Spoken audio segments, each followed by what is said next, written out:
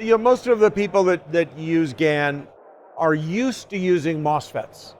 So they're in a whole different frequency domain. They're in the tens of kilohertz. Now they're going into the hundreds to megahertz.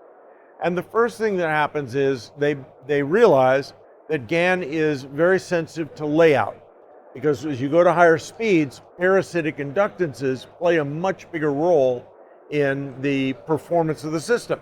It's L to IDT, and if the IDT is a lot, and you, even with a small L, you get a lot of V from that, and that tends to be a bad V. So there are three parasitic inductances to watch out for. There's the common source inductance, that's the inductance between the source and the gate loop. There's the power loop inductance, which is the loop through the power devices in, say, a half-bridge circuit. It also goes through the capacitors. And then there's the gate loop inductance, which is just in the gate drive. That's in order of importance. The common source inductance, as you switch your device, that current going through the source will fight your gate drive, and that will therefore slow the device down. Your gate loop inductance really acts only on the gate current, but if you have a lot of inductance in that loop, that gate loop inductance will slow down the gate drive. And then the power loop inductance prevents the device from switching faster. But we have designs that routinely switch the GaN in hundreds of picoseconds, over tens of volts, hundreds of amperes in hundreds of picoseconds. So that's pretty darn fast. And at that point, you're probably limited by other things in your system. Our switching circuit tends to care more about the input capacitance, where GaN is almost always 10x or even as much as 20x better than the best MOSFET for the same on resistance. You have a big boost there in hard switching circuits. In soft switching circuits, it's typically 5x better. And every time you shrink the die, the output capacitance shrinks with the on resistance, so it's getting better and better over time.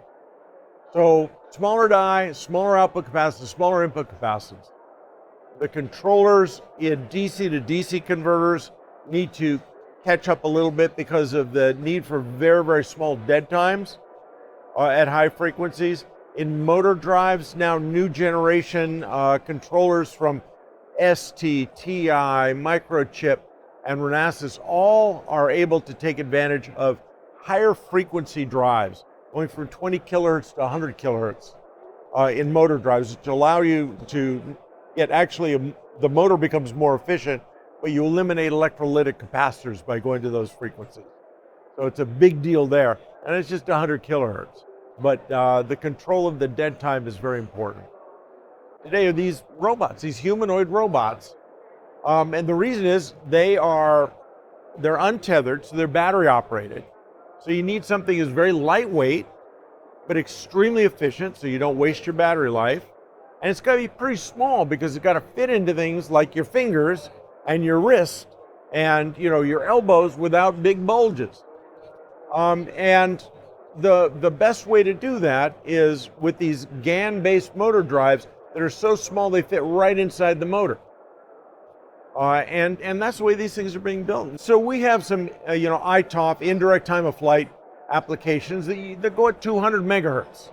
Yeah, and they use our GaN devices with no big problem. As a matter of fact, I think there's one at 100 megahertz that drives our GaN directly from the controller. Doesn't even have a driver. So it's that fast. The GaN is just really low capacitance, so you can do that. Well, certainly GaN-enabled LiDAR, light detection and ranging, which is used in all sorts of autonomous vehicles, cars. That little, robot over there uses LiDAR. Vacuum cleaners use LiDAR today.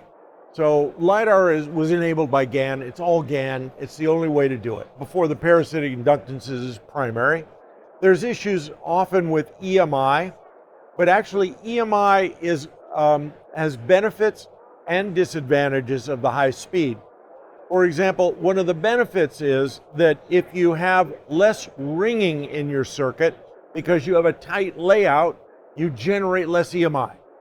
And another one of the advantages is if you have a smaller circuit, you have less antenna effect. So that's another advantage.